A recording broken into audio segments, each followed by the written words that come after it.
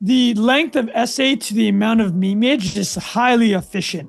Like, if you're talking about how many memes were created per word, this is up there. This is extremely high.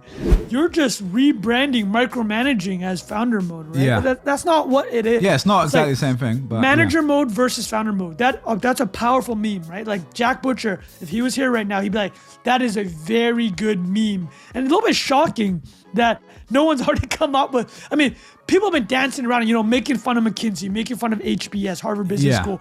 There's always been this thing. He just put words to what that feeling is, right? Well, here's a question. When do you think the most flowers are sold? Oh, the way you framed that, I'm gonna say Valentine's Day and I'm gonna be wrong. Okay, well, no, yeah, it's Mother's Day. Well, it was when I did it. I don't know if it's changed. Because I would assume Valentine's Day. And now I could be wrong. Maybe it's changed. When I did it, definitely, I was surprised by that too. But I you know what, Valentine's Day. Almost, I bet more people have a mother than a significant other. There you go. There you exactly, go. Right? And that's the reason why. This company, Crayola, does 600 mil a year. Half of that revenue comes in July and August, essentially. They're pumping it, and the main source of revenue are crayons. Everyone know about that crayon game, and they make 13 million a day in that 2-month period. All right, welcome to another episode of No Investment Advice. You got Trunk fan Bilal Zaidi here. Trunk, how you feeling, mate? Are you in founder mode yet? How you feeling? That's been the meme of the week. I'll be in founder mode after I hydrate myself. For the listeners, I'm carrying that Vita Coca water. This is not very founder friendly. There's no caffeine in this. There's not very founder friendly beverage. It keeps you hydrated though. That's key. Yeah. Well, if you want to be a high-performing professional or anything in any field, you got to be hydrated. Is this correct? I mean, and technically, caffeine does the opposite. So really, it's you're ahead of the diuretic. curve here. Caffeine is a diuretic. Exactly. It makes you go to the bathroom. That is true. All right, so I got meme of the week. Let's tee off meme of the week. Yeah. Let's do it. While you're pulling up, I'll tell people what we're going to talk about. We got founder mode. Obviously, the whole timeline has been founder mode chat all week. Paul Graham's new essay taking over the Silicon Valley Think Boy threads for a little while here. So we'll talk about that. And then seasonal businesses. This is quite an interesting thing. We've both got a few things on it. Trung, you wrote about this with Spirit, Halloween business, and Crayola. But we're going to talk about that whole idea of seasonal businesses, essentially a business that makes a lot of its money in a short period of time. I love that. I love that idea of just caking so hard in like 2 weeks. Is mad, yeah. But also the opposite, like if you mess it up, you're worrying the rest of the year. Exactly. And then we've also got Brazil versus X, if we get to that at the end. So why don't we kick off with Paul Graham's essay.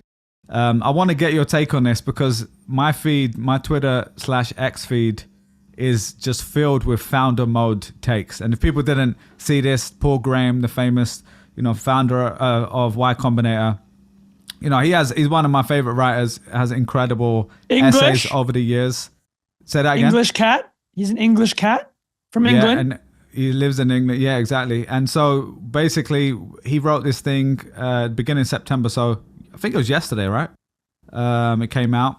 And so people have been talking about this all over the feed. So I want to get your take on this. The high level is he's discussing the difference between founder mode and manager mode. And as startups get to a certain size and they scale, he's saying that we need to return to what he's calling founder mode, taken from Brian, the founder of Airbnb, a talk that they gave together, it seems like, or a talk that Brian gave at Y Combinator. So Brian Chesky, exactly. Founder and CEO of Airbnb. Yeah. Airbnb. So what is your take on this? I know you just reread it before we got on this, but what is your take on this idea, Trung?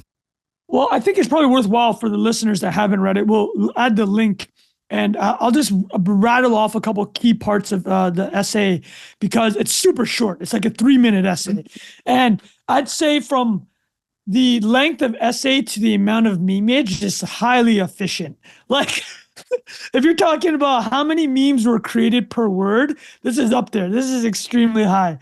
So the essay starts at a Y Combinator event last week. Brian Chesky gave a talk that everyone who was there will remember.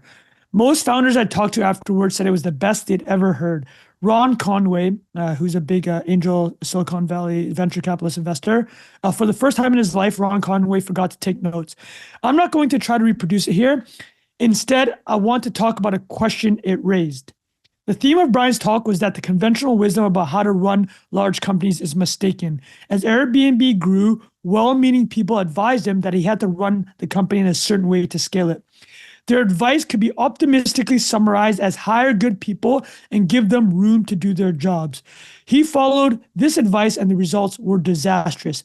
He had to figure out a way on his own, which he did partly by studying how Steve Jobs ran Apple.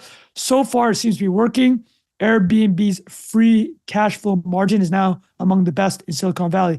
Now, I want to preface our response to it with, obviously, when you have an idea like this, people are coming out the woodworks being, well, actually, what do you mean? So here, let me give a couple of the well, actually criticisms. Actually, what I should do is finish the thought on what he meant. The thesis, after that introduction, you probably got a taste of it, was that, we'll just call it the McKinsey effect. As the organization gets bigger, you bring in more middle managers, right? And because it's more difficult to manage everyone, you, quote unquote, this is the phrase you use, hire good people. You hire good people and you kind of let them take care of each of their departments, say it's design, marketing, product, et cetera, right? Now, the thrust is that once you start doing that, if you're the founder and still running the company, you're no longer, at the grindstone. You're no longer on the factory floor. You're no longer seeing how the sausage is made because you're delegating so much, right? And we'll take the obvious example. Elon Musk is still on the factory floors at Tesla. He's at the SpaceX factory. He's hiring the first 3,000 people at SpaceX personally, right? And he's, as we've seen with X and Twitter, we'll talk a little bit more of this Brazil thing that's going on, but we know he's in the weeds on X and Twitter because of how many decisions that are being made that are like him just announcing it, everybody finding out as he's announcing it, and then in a lot of instances getting walked back, but iterations, all that. So the Steve Jobs example is interesting here. So what does Apple do? And how is Apple organized? Bilal, are you familiar with the idea of like a functional organization versus like by unit? Like, is this something that, what was Google? I've come across it, but remind me again, because I've heard of different, I've also heard of these more flat organization ideas, and there's a few different main ones, but you explain what that is, because when you explain it, maybe I'll understand what you're saying. Okay, so in a very large company, typically, the way that you want to structure an organization is that if you have a lot of product lines, for example, you want to have in each product line, let's say that your company A, let's say your tech company, you sell phones, you sell tablets, you sell PCs. This is generic company A, right? For each of those product lines, you want to have a kind of a finance person heading that division, a marketing person in that division, accountant. So like a structure per product per division, line, exactly. Yeah. Apple, it's quite versus rare. Centralized, where you got everything centralized across, as in the marketing person is doing every single thing. The finance person is doing every single. They call it a functional organization, and that actually, it's a lot rarer, that type of structure, than you'd think, because it does cause a lot of because you're stretching people thin, right? It's like, and it often is a hybrid, because for example at Google you have a centralized, you have a CMO, and then you have leaders of each division, but you have people within the org who are focused just on marketing for Pixel or whatever, but then you also have a centralized thing where it's working. They're supposed to make sure everything has a similar breadth, essentially. So exactly. Yeah. Well, we could pull up here if it can help the few. Most of our people here are listening, but here's Ben Thompson. Obviously, at least once a month has to mention this is how he drew it. So you see how he's showing that, right? It's like, just zoom out a little bit. It's a little zoomed in. Okay. It's just that's a graphic. That's how he drew it. Yeah. Okay. So cool. Each product basically shares this functional organization instead of, like we said, there's not siloed each, right? And what that does though is it puts a lot of pressure on the top people at these companies, because they have to oversee all these different product lines, right? And I'm pretty sure Amazon is run that way. Like each of their units has kind of their own team. It's very difficult to do that functional way, but it works for Apple too, because they don't have a million products, right? They have like 5 key products. That's true. Yeah. Right. And that's part of it too. So when Brian Chesky in the article was referenced as it was when Paul Graham said it failed, so Airbnb came up through YC. And Brian Chesky right now is probably the most successful YC founder. Stripe is up there. So is obviously Sam Altman as a YC founder, but also later ran YC. But I think on a market cap basis, like Airbnb is the most successful. They had a lot of problem over COVID. But the TLDR is then this functional organization allowed these executives to get closer to the, quote unquote factory floor, right? Whatever that factory floor may be for an organization. In a car company, it's obviously literally the factory floor. For Airbnb, it might just be walking over to these desks and like seeing everything, right? Or famously, NVIDIA. Jensen Huang, CEO of NVIDIA, has 60 direct reports. And, that is a type of organization where it literally is in founder mode. He's still the founder. So now let's get, I rambled, but let's get to the well, actually guys, right? There's a lot of well, actually guys. I mean, it was pointed out that, well, actually, Amazon's run by an MBA now. Apple's run by an MBA now. Microsoft's run by an MBA now. Tesla for ages, even though Elon's on MBA, obviously, the CFO was an MBA. It's like it was so generalized, right? This thing was like 600 words. So people are looking at ways that poke holes in it. But what I would say is this. You remember that famous quote from this one of the 1980s Supreme Court justices? There was a case about porn, and he's just like, listen, I can't tell you what it is, but I know it when I see it, right? I know when I think that's the vibe here. A founder-led company when you see it. Yeah. Like, look at Meta. They burnt $50 billion on the metaverse, right? Clearly hasn't returned that money, but actually a lot of the resources put into that helped them pivot quickly into this Gen AI race. And now they're doing Llama, their open source large language model.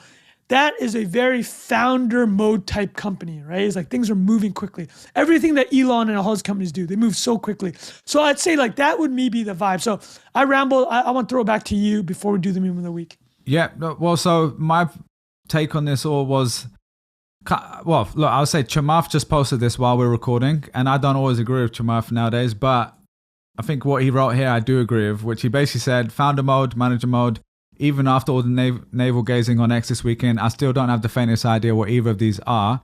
In my experience, after 25 years in Silicon Valley, there is first principles management and stupid management. I've seen founders and managers alike exhibit both. And then he goes on to a little bit more. Well, let's read it. Okay, so he says, when your company isn't working, the only solution is to take the time, as laborious as it sounds, to break your business down to its core essentials and rebuild it from the ground up with zero nostalgia or loyalty to people or technology. There is a certain ruthlessness that is required, and it isn't born in a title, but in a psychological makeup. Some have it and some don't. And if done with high fidelity, it tends to work. Everything else, in my experience, is praying at the altar of a false god that conflates correlation, causation, luck, and timing. Good luck to all the players. Now, the reason I was calling out the beginning part, because the most important part to me there is it sounds so obvious, but there's it's like everything. There's some really good managers and there's some bad managers. There's some good founders. For example, Zuck is a great example of a founder-led company, and I think Elizabeth Holmes, also a founder. Exactly. SPF. I think Brian Chesky would say, well, no, what he's talking about is founder mode, not founder led, which is a different thing. I get, but I think people, in my opinion, people were like, there's something good there. I think what he's distinguishing there is interesting. Like founder mode versus manager mode, and saying for a long time we've been in this place where you just let people delegate it and let them take over, but again, it's like you literally aren't working on every single part. Even Brian Chesky is doing that to a certain extent. Yeah. And there's certain people he trusts more than others, and he might be more micromanaging in certain situations than others. So I think it is a little bit, I do think the word navel gazing is actually quite an interesting one, because we've seen so many pieces on it, like, oh yeah, I'm feeling this, and like, No, it's our like boy, every other user's like, man, I'm in founder mode now. exactly, Woo! exactly. Well, like my favorite is our guy at Levels IO, which I've been sharing a bunch of his stuff recently, but he started selling the mugs and the hats within a few minutes, and I was like, to be fair, that's founder mode. He's in. Just shout out. Let me carve out here 30 seconds or 5 seconds. Oh, yeah, what a appreciation for G. Peter Levels, man. That He's dude killing it. is on one. He's a legend. Definitely on one, and I respect the grind and the speed. Yeah. And so, but what I was and the saying way to is, communicate it, I'll add that too. Oh, yeah. Levels IO, like the way He's he doing communicates. a great It's job. just, it's like performance art almost. Like not completely, his yeah, work. yeah. His work is the hardcore we should work. talk He's a about it actually, because craftsman. I was actually reading it to my girlfriend yesterday. I was saying even his pinned tweet, I love that it's like, 75 different projects he's had, nomad list, all these different things. amazing. I love that it's in a code editor. I don't, just like, even if he didn't mean to do it like that, I was like, that is the best branding. That's like Jack level of being like, this is authentically me. You know what I mean? I remember, in fact, yeah, anyway, let's keep going on with founder mode, but shout out to our guy, Peter Levels there. So yeah, that's what I was saying. The summary is, I kind of agree with what Chamath is saying. It's like a lot of it's kind of the reason my approach with Creator Lab has not always been about just this high level, like good management versus bad management. I like to get in the weeds of like, what does that actually look like? What's good leadership? What's bad leadership?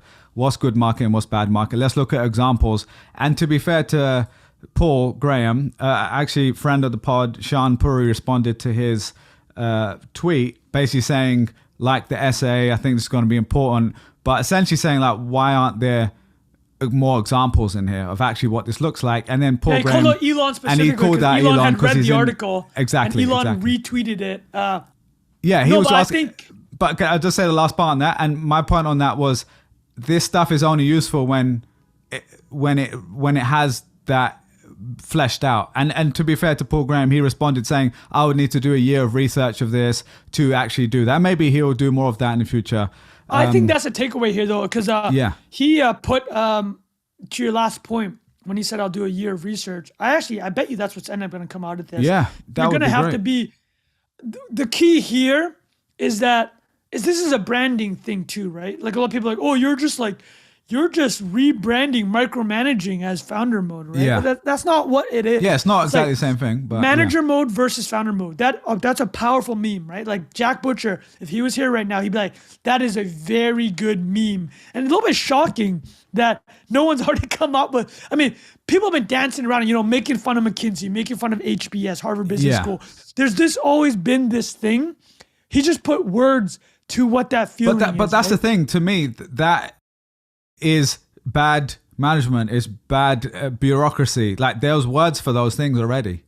And so I think what's going to actually happen is there's going to be a lot of people who are bad micromanagers and who are going to be like, no, I'm in founder mode. I've got my hat on and I'm drinking from the mug.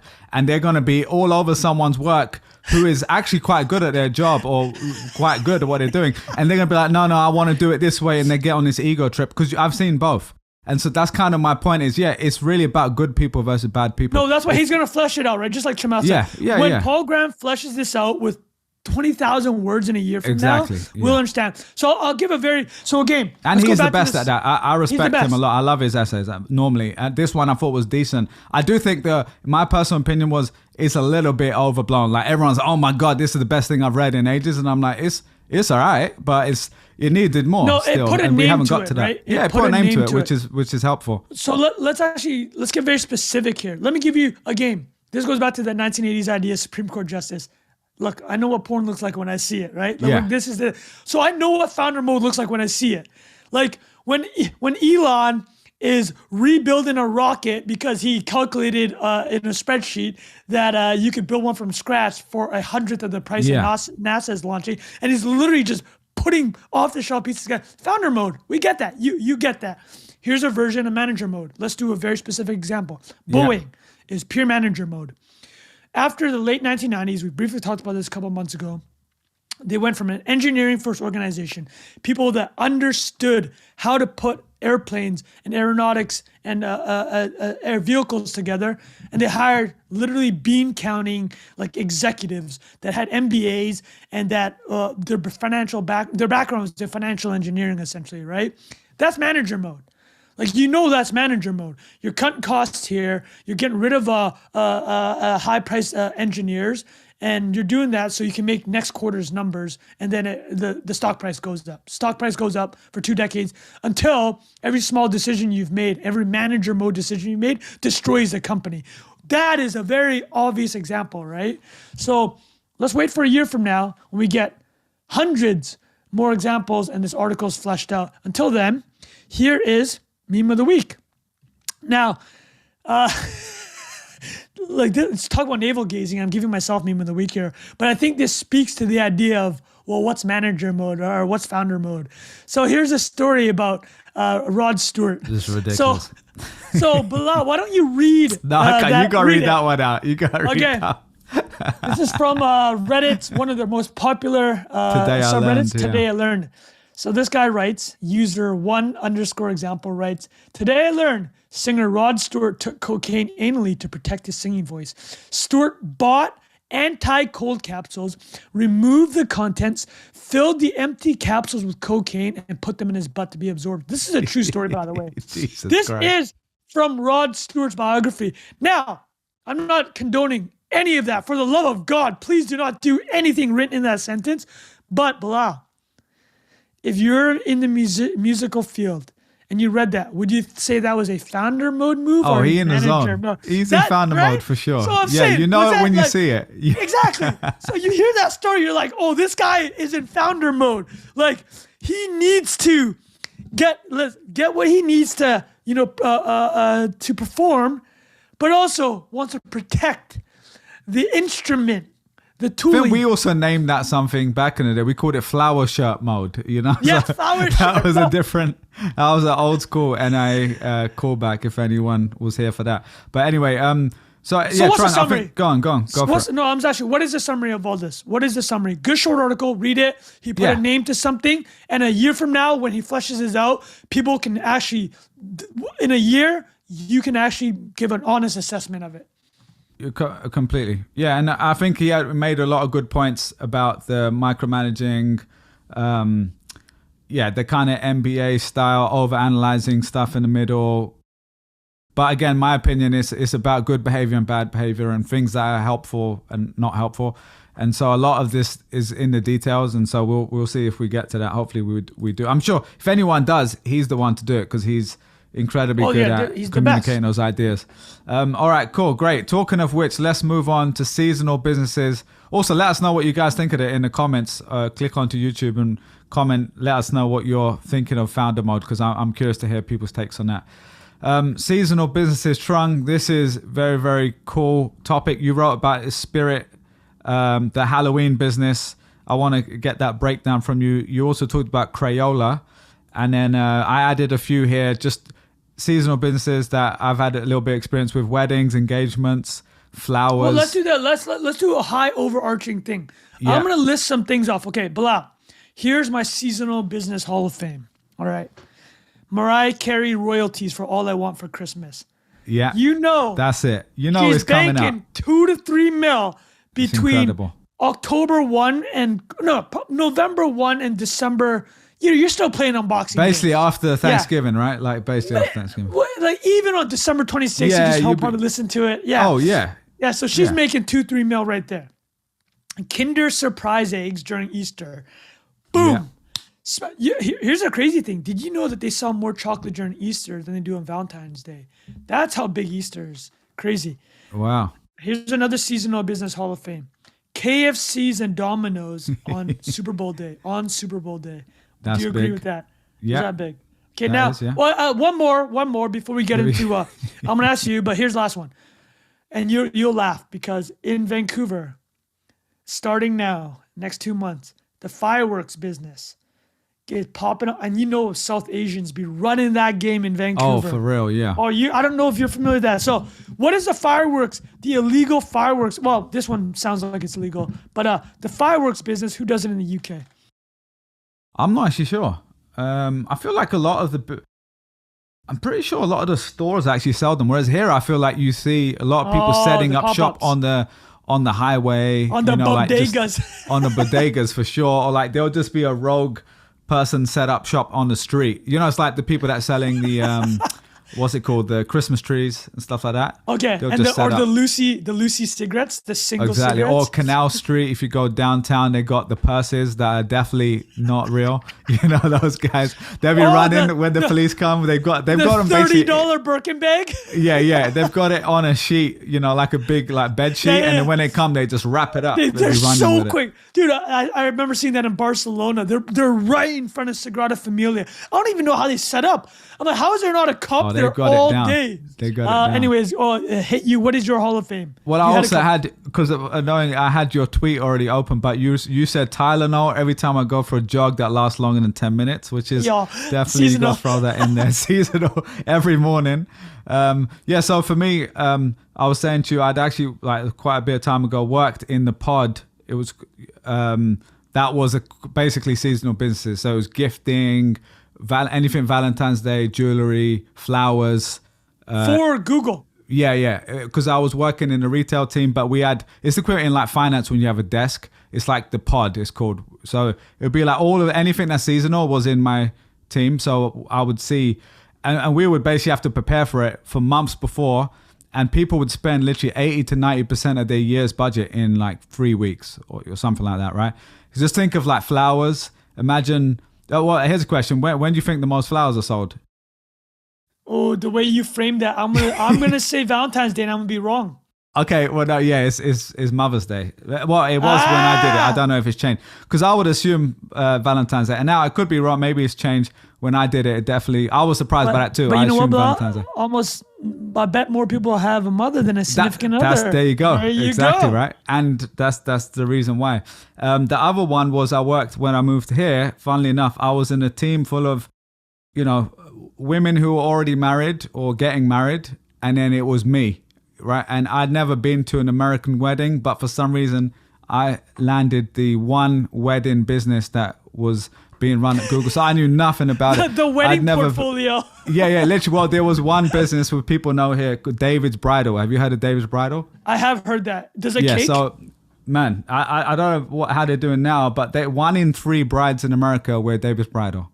But was it seasonal though? Was it seasonal? Well, the seasonal side is when you want to reach those people, because I think it was like 60 to 80% of engagements happen from basically Q4, like holidays, to Valentine's Day. If you just now on your Instagram or whatever, notice now when you go to holiday periods, look how many people are getting engaged. Because think about it, you're going home, you're seeing friends, everyone's feeling good. And then those are the 2 big milestones. And you want to, let's walk through this. Yeah. You want to do that engagement because you might want to try to sneak in that summer date, right? Because if you do, right, you're giving yourself more you're giving the runway. Because if you do it, dude, this is interesting. Because I was going to think summer engagements happen, but no, summer weddings happen. You don't want to wait a year. You want to give yourself the optionality. And when do you buy a wedding next dress? You don't buy it 2 weeks before your wedding. You're spending a long time before. Well, I was giving some alpha here, bro. There we go. And so think about advertising wise, it was about as soon as someone signals that they are engaged, you want to be in that consideration set, right? Because you're only going to buy a dress once. So you want to know, think about in 2010s, what would you do on Facebook? You change to engaged, like on your status, right? So, and nowadays you post a picture on Instagram, and people our age aren't using Facebook as much. But imagine that signal. Like, is there anywhere else in the world where you tell an internet company that sells ads, I've just got engaged, right? That was on Facebook. But now I didn't work at Facebook, so we were having to sell against that, if you think about it. So this was how you guys did. Wow. Yeah. So you had to go up against. Like, that was objectively a better signal, right? What was the cost per click? Did you guys get yourself up to that level? Oh, I mean, yeah, the cost per click, because it depends on what people are searching for. But for example, wedding dresses generically would be, quite a lot, like $5-10 probably. I don't remember off the top of my head. Hold on here. What was more valuable in your estimation? Is it the search for the wedding dress or the engagement? Which one would get the high? My guess is the intent, but maybe I'm wrong. I'm no, curious. you're right. They're both important because they kind of serve different purposes. Because if you think of weddings, it's like this romantic story. It's this beautiful feeling. A text ad on Google doesn't invoke a great feeling, right? Like, it's a informational click. So Whereas you want the to post in Facebook, engage, updated status. Do you know what I mean? So, but I tell you what is video is great, or you can create that story in other places. So the idea was, how do you get to make sure when they're actually searching, you're going to show up? So that was a different time. How but anyway, long form podcast? How come? That's true. Dave's Bridal is on Rogan's podcast. I mean, or like Call a Daddy. You know, can you imagine Call a Daddy? That'll be pretty funny, actually. But yeah, so it's quite. But the reason I'm saying it is all of these businesses are very interesting, right? Because I didn't know any of those. If anyone's interested, there's a company called The Knot, and they do a write up about this every year, like a long thing, and it tells you the average price of weddings, and like it's really interesting business. The other thing is, if you've got married, right? So you know what happens at a wedding. I just went to one. You start off with one budget, and by the end, it's 2 to 4x, right? Like everyone says, I had this. It's the worst thing ever. And you're already, it's like that sunk cost fallacy. It's like you're already down the road. So you're like, oh, what's another $5,000 for this? Or what's another $2,000 for this? For like the right flowers or whatever. Well, dude, it was like we talked about the Olympics. Is that how the Olympics always get out of hand? Yeah. It's because there's a set date. There ain't no. You ain't negotiating against time, right? Exactly. Yeah. You're not gonna be, hey, you know what? Let's wait till this caterer is a little bit cheaper. It's like, no. And it's like the easiest thing, because you're like, oh, well, if you only get married once, you know, do you want the best or do you want to get the cheap shit? You know, and so people get pressured into it. So anyway, very interesting business. But I would say like I've always thought about doing a business in that world, because like people, their inelasticity of price is very high there. Now that we in this topic, South Asia. I don't know if Pakistan's similar to India. I'm assuming it is. Yeah, they'd be spending money on apparently, I'm going to pull up this number. Could be fake news. It's from The Economist. It sounds like the wedding industry in India is the 5th largest part of the GDP. You're probably shaking your head right now. It's like, you know what? That sounds extremely plausible. What, Bilal? How much do Pakistani families spend in Pakistan on weddings? Obviously it varies a lot depending on how rich they are, but a lot of money, and it's more just a symbolic thing of, especially for the bride's family, because it's essentially that bride is joining the man's family most of the time. Like that's kind of the idea, and so. And it's also like two families coming together. It's not just like two individuals coming together. Yeah. And so the anecdote I know is people will mortgage their houses, like remortgage their houses and stuff like that, right? Like, is it the dowry goes from the bride's family to the groom's? Is that typical, or is that wrong? I think it's the other way around on the dowry side, but a lot of the time I think the bride side would pay, because there's also several events, right? So there's like the in India and Pakistani wedding, it's basically like 3 events. So it's like a mehndi, which is like the henna thing, if you've ever seen that. Yeah. The That's one like where a party. They say in every hotel, if you did henna, please don't sleep in the bed. Yeah, exactly. And then there's the main event, and then there's something called the valima, which is after. So that's normally the man side. But yeah, nowadays I'll say even white weddings or American weddings that I've been to, they're basically 3 events too. Price has gone up. Yeah, like the one I just went to, there's a welcome dinner. There's like a boat cruise one night. And then there's the main event. Some people do like a brunch the next day. Also. Oh yeah, that's fun. That's fun. So yeah, nowadays people are, especially if it's like a destination wedding, people will feel the pressure to do more than one thing. So, but yeah, very, very interesting. Well, here, let me add business. it. Look, I can finish with it. Here's the claim. This is from The Economist. In India, the wedding industry makes an incredible $130 billion a year. Wow. That ranks as the country's 4th largest industry, behind energy, banking, and insurance, and ahead of cars, steels, and tech. I was going to say it's gold in there, because I know gold is a crazy I mean, like thing they must add that into the spend, right? So yeah, that number sounds.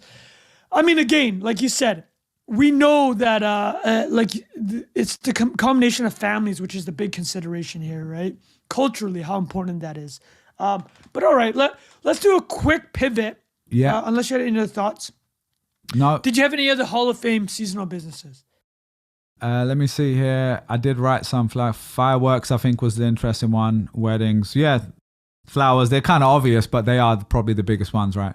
And Halloween. Halloween is a big one. There you go. So the other one I'll add, which I didn't even realize, today's back to school. Obviously, my kid's back to school. A lot of parents' kids are back to school today. Probably most of the majority are listening. So here's what I wrote. Crayola is a Hall of Fame seasonal business. So the privately held company does $600 million a year with 50% of sales between 4th of July and Labor Day. So they're running this factory in Pennsylvania 24/7. The main product is crayons. Everyone know about that crayon game.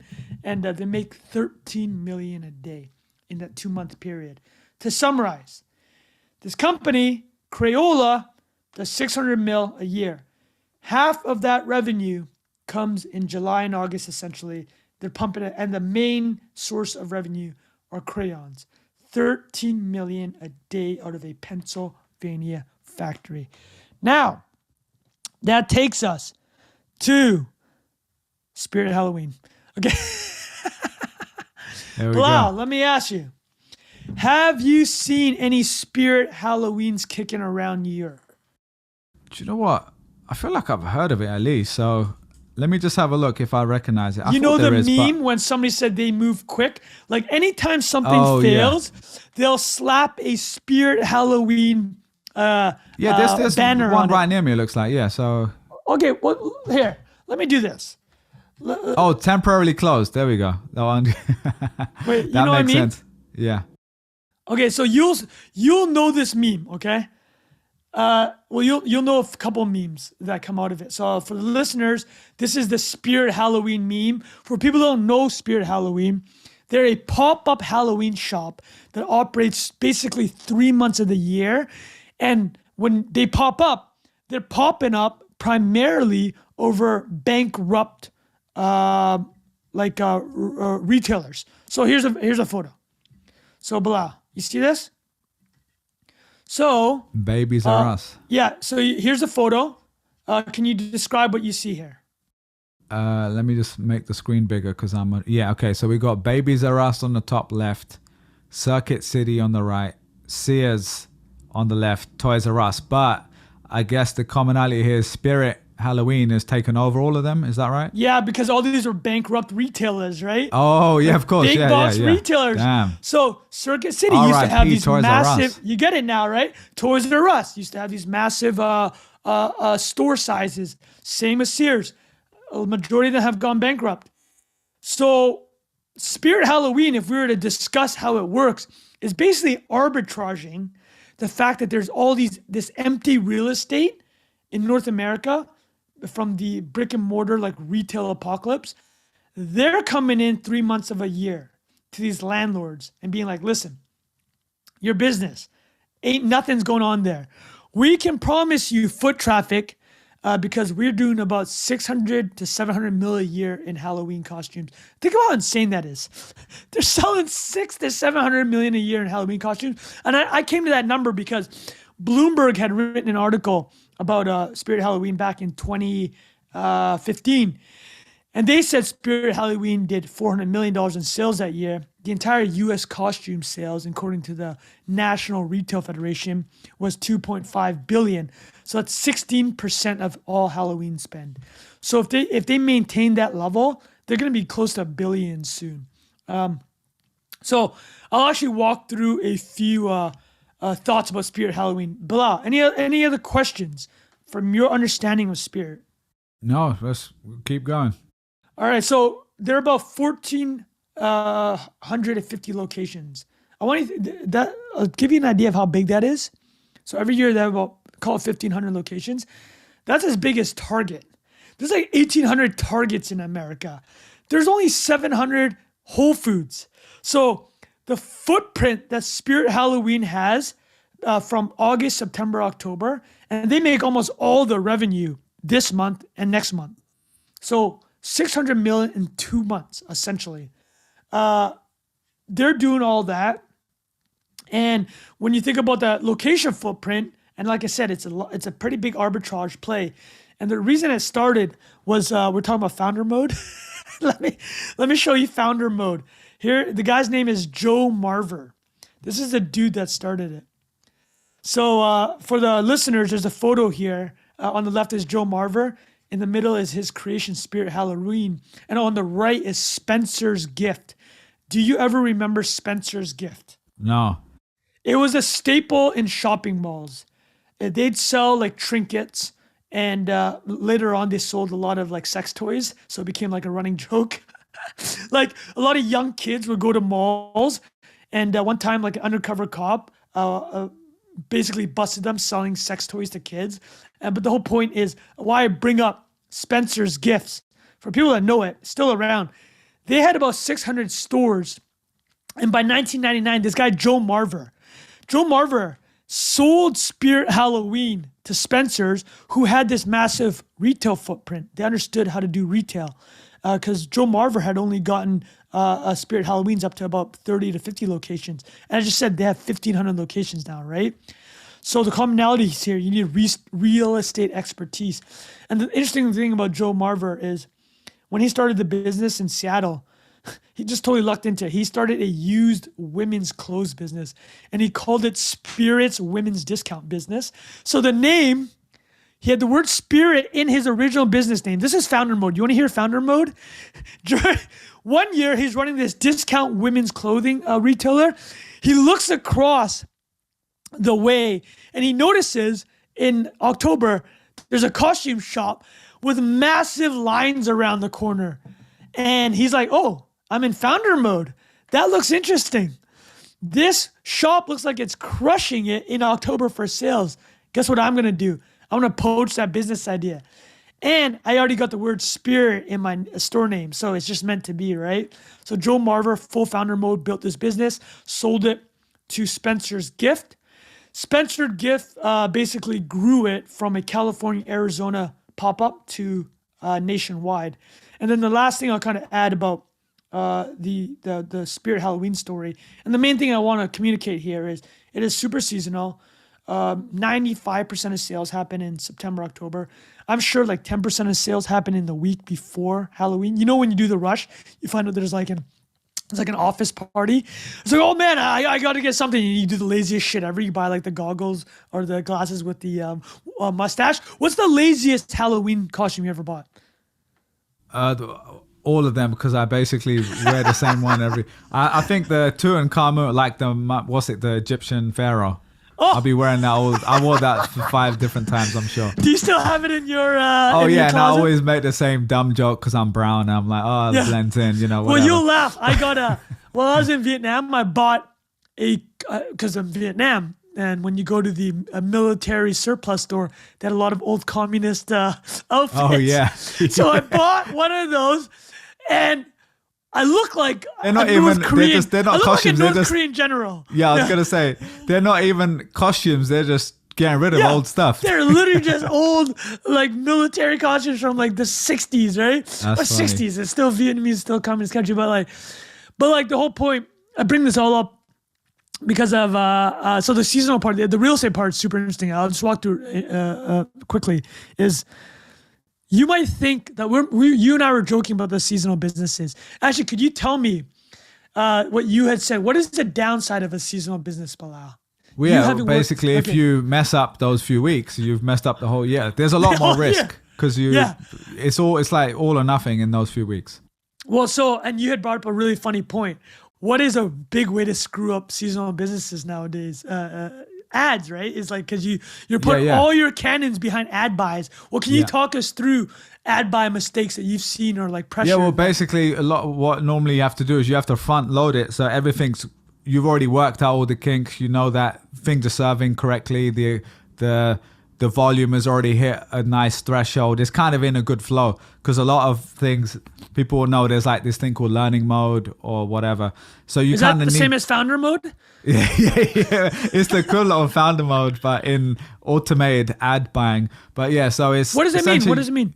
Well, it's basically when you create a new campaign, the system doesn't have enough data yet to optimize fully. So over time, as you optimize it and give it more time, essentially more spend, it just gets in a good flow and there's more volume. So it's already it's got to a good flow of running.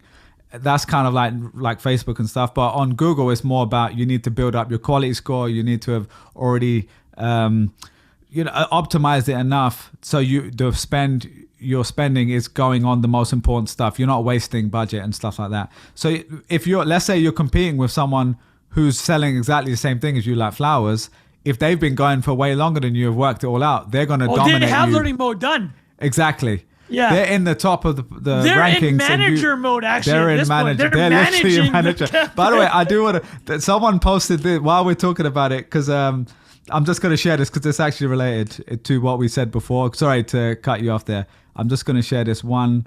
Can you see my screen here? This is someone wrote founder mode versus manager mode. Can you see this? And this is not a fair comparison, but it's Airbnb for the last 5 years versus Uber, which is very much in manager mode, which is quite a funny. What are the comments? What are the comments? I mean, I'd say, I didn't Let's really pull look it up. properly. Hold up. Suhail, who's, is a real founder and a real G, he said, you can't know what it'd be like if Travis was still there, etc. But all I'm saying is, that's kind of the idea. Like, you can basically find examples for whatever you want to argue, right? So I thought that was quite funny. That was a good little find there. Yo, dude, these shots fired. Here's the. It's also because of COVID, though, right? Like, they got hit with COVID. So yeah, go ahead. Well, here's the actual takeaway, though. Well, and why bring up Uber? Because Dara Karakowski, the former CEO of either Expedia or Priceline, Dara's a monster. He's done an amazing job. It looks like, right? Yeah. So, what I would add is this. Incredible tweet, incredible provocative tweet. I'm not agreeing. Listen, keep me out of I wouldn't see you tweeting something like that, right? That's not your style. Well, it's like you know what it is. It's I'm gonna give you the baby coming into what's it called when he went into the Breakfast Club? Keep my name out your mouth. Oh yeah, keep my name out your mouth. Okay. So the last thing I'll add is this. When I say the last thing I add, I keep saying that, but the real estate, let me finish off Spirit Halloween. The real estate aspect is they have a team of 9. So I asked you about the downsides of seasonal because obviously, we joke, oh, you pack all your sales in one day, it's amazing. No, the planning has to be insane, right? So Spirit Halloween's business is a 12-month-a-year business because on November 1st, they're going out and looking for new places to lease because a lot of these places that are leasing are on the short term. And if you're a landlord, you don't want short-term leases. You're just kind of like putting up with it, right? Because that's the best you can do. And commercial real estate is getting clapped. So I'll walk you through basically their website. 14 agents cover 9 regions in America and Canada. This is for 1,500 locations that they want to have. So they want communities that have a population of at least 35,000 living within 3 to 5 miles of the store and with a car count of 25,000 cars per day. It's all about that visual foot traffic, a visual car and the foot traffic. Store size, 5,000 to 50,000 square feet in a power center, strip centers, freestanding stores, major downtown retail locations and major malls surrounded by national retail. But as we know, things are getting clapped. Not a lot of national retail. But here's where it gets interesting, Bilal. The length of the lease, mid-July to mid-November. So it's a difficult commitment to make because you might want to put something there longer term, right? So there's something called a kick-out clause. And what the kick-out clause says is that if by June they can secure a lease. So let's say you sign in February, by June you got somebody that's willing to do long-term, the people are done. You're out. Spirit Halloween has to find a new place. So it is a pretty risky business in that sense. There's a lot of moving parts. And it's just to your broader point about you got to do an insane amount of planning if you're trying to pull off, you got to do a lot of planning to make seasonal businesses work is the point, right? Yeah, you got but if it works, you can absolutely crush it. And you're caking. But that's why I loved your example. It's like you basically one thing I will say, one thing I saw was in the same area, there's gifting companies. So they have a lot of seasonal stuff, but the good thing for them is they have multiple parts of the year. So like you can do stuff for Mother's Day, you can do stuff for Valentine's Day, you can do stuff for birthdays throughout the year. And so a lot of them, they were the most successful because they would ramp up, but then have a little break. They'll ramp up again, but they wouldn't be reliant on this one period. And there's actually a correlation with a lot of retail businesses. A lot of their business is done at the end of the year for Black Friday and holiday period as well. So obviously these are just a lot more sharp in their peaks versus like a traditional business. But very interesting. I think the fireworks one, I remember when you were at the Hustle, I don't know if it was you or maybe Steph, one of you two wrote. Did you write about the fireworks? Was that Steph? It might have been Or It might have been Zach Crockett, who's an oh, absolute okay. I remember you animal. guys doing. I think even maybe on Trends, you guys did like a whole breakdown of it. It was really, and there were some interviews you guys did. That was a crazy business. Trends, by the way, where I met Bilal. Yeah. Trends.co, big up the old school. They're still going, right? I don't think I'm subscribed. I'm not sure what's anymore, going on with Trends.co right now, but that's Yeah, I'm where sure me and they're Bilal about. met. He slid into my DMs, or I slid into his. I can't remember. Yeah. I think on the Facebook group, to be fair. I can't remember who messaged who, but it's all good. So, all right. Anything else on seasonal businesses? Definitely would love to hear. In fact, I'll give a shout out. My favorite client of all time, and I've worked with a lot of different people, is a company called Firebox. Have you ever heard of Firebox? Say more. Maybe I'm being hyperbolic to say the best, but they were a gifting business. They were a unique gift business started by Michael Acton Smith, co-founder of Calm.com. Calm, I was about to say. Yeah, so him and Alex too started Calm, the meditation app. I think it's a unicorn, I think. His first business was Firebox, and they were he's like a wacky dude, right? Like he's kind of like Charlie in the Chocolate Factory, but they would sell everything from a straight up Batmobile to like an actual Batmobile. You could buy a Batmobile for like $100,000. I love how you said that, like an actual Batmobile, not like a Hot Wheel, not a fake one. No, and then like customize. I remember buying a gift for our old boss, and it was like Superman, but you could do 3D printed of his face. And so they did all these unique gifts, and I remember being like, man, it was just such a fun company to work with, but just there's it's like creative, but you also have this kind of seasonal thing, so you get these peaks and troughs, which you can do really, really good job. I will say, saying they're my favorite of all time is a little. There's probably some others, but they were fun. They were really fun to work with. Well, just here's my summary. Just Bilal, when you see a Spirit Halloween, just go inside, take a peek, get a new Pharaoh.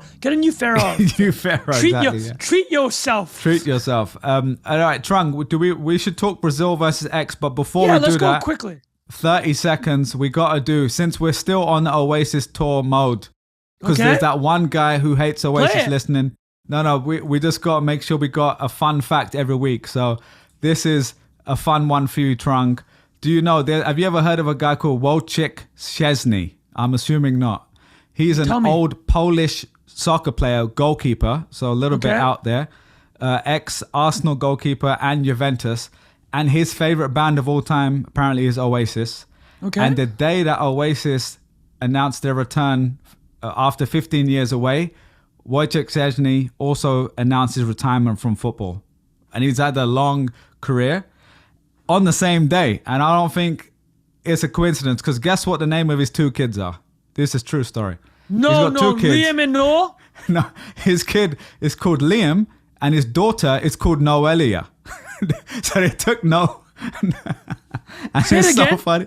His son is called Liam, and his daughter is called Noelia. So it's like Noel, IA.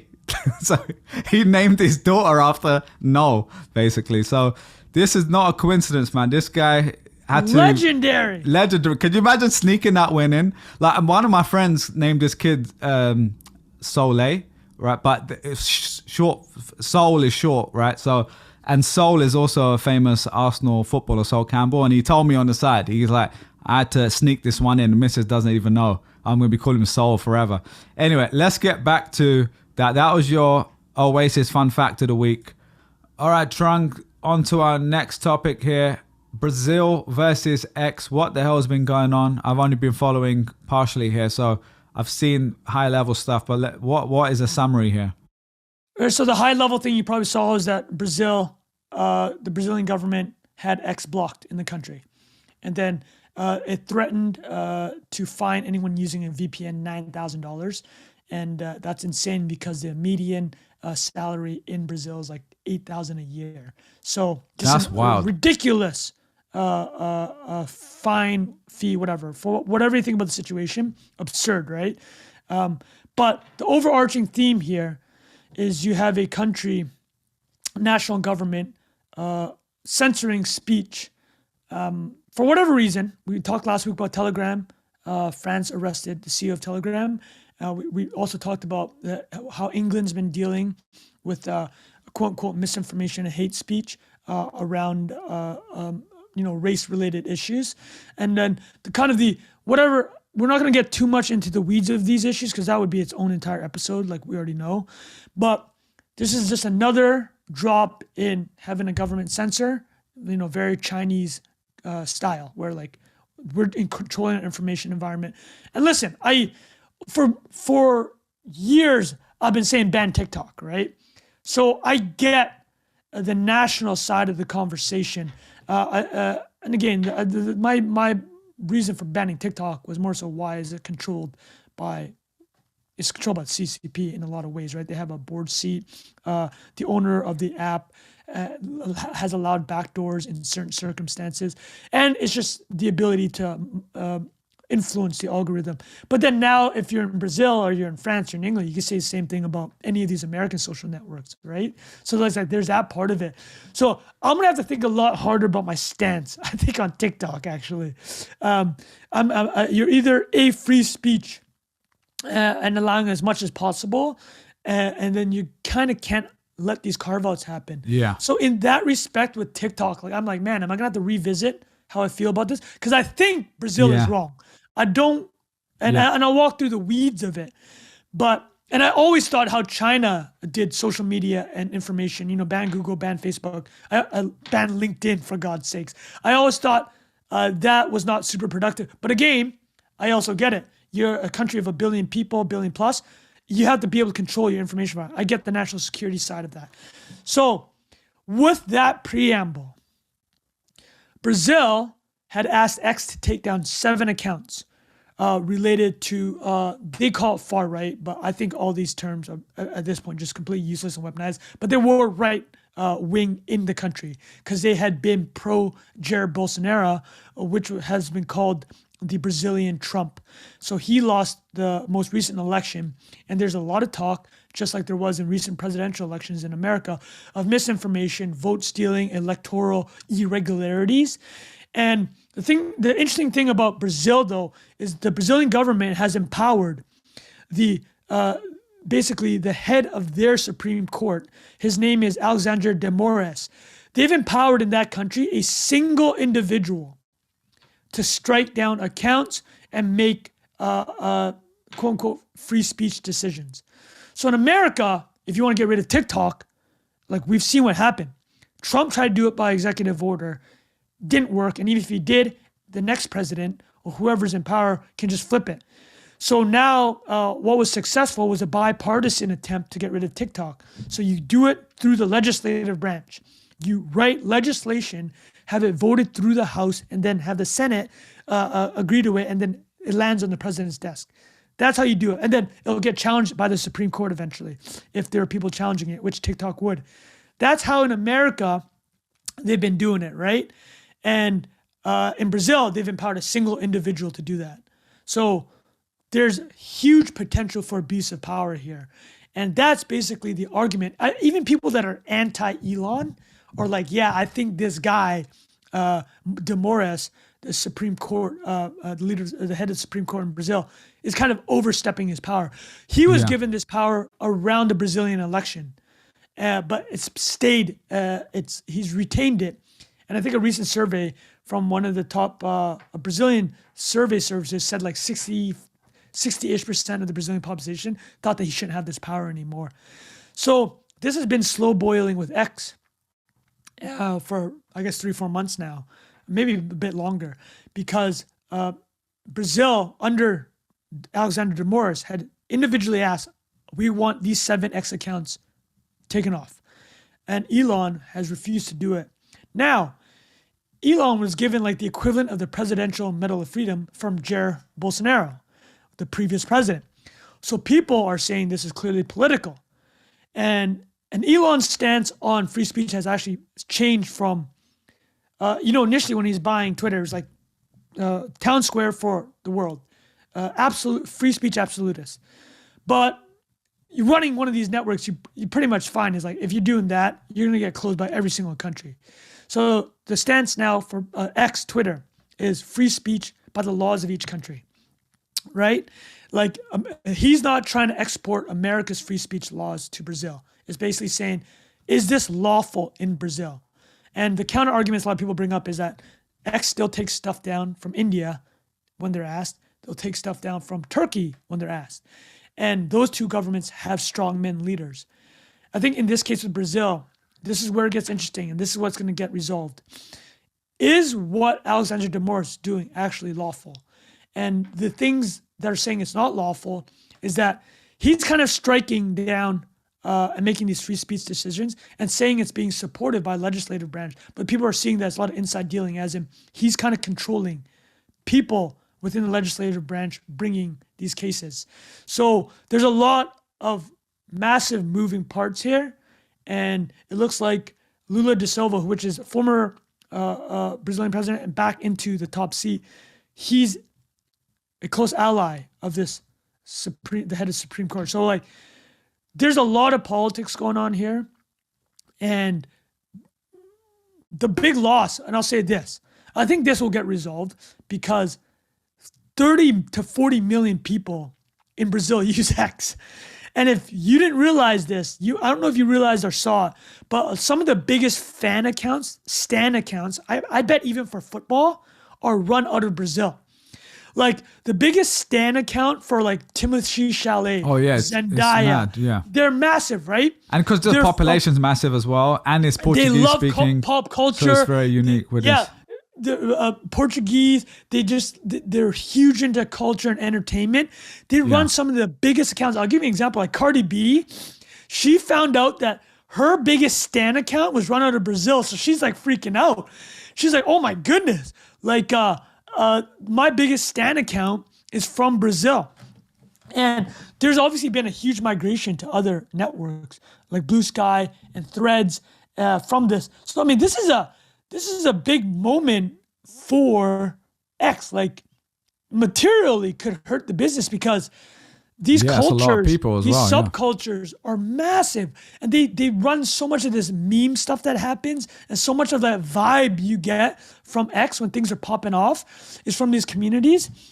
But man, not legal advice. NLA, not legal advice.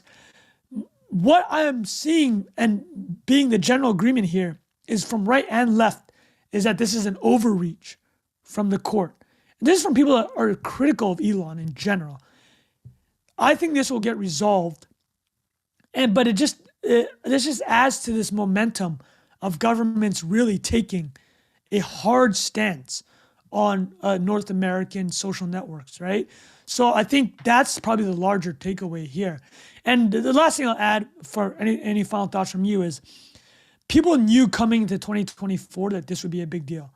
The question of social networks, what speech is allowed, quote unquote misinformation, quote unquote disinformation, because those words are just getting thrown around now, left, right, and center. Not to say they don't exist, but they're used as cudgels by the state. And I said last week, I would prefer a situation outside of the most egregious stuff. Like, what does the First Amendment say? It's like, if something is imminent harm, like clear and present danger, that's not covered by free speech, right? Like you brought up the fire in a crowded theater. Somebody yelling fire in a crowded theater. That's not covered by free speech, the First Amendment. But you're seeing in 2024, because this is on record the most Democratic elections ever been in a single year. I think it's about 50 or 60, covering 60% of the global population. Like India had a massive election, right? United States had an election. Brazil's had an election.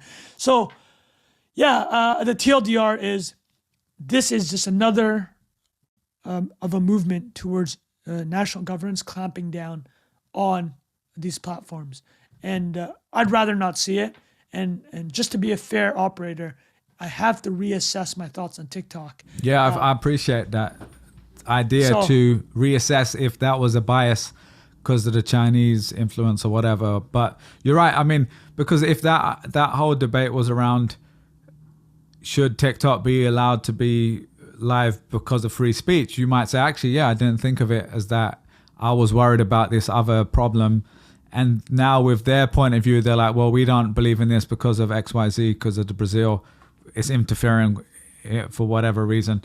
But yeah, definitely something to watch. I'm not following it super closely, but that's a great summary. So anything else on that, Trung, before we lock up the show? I'm good, here? Man. Good. Happy. That was great.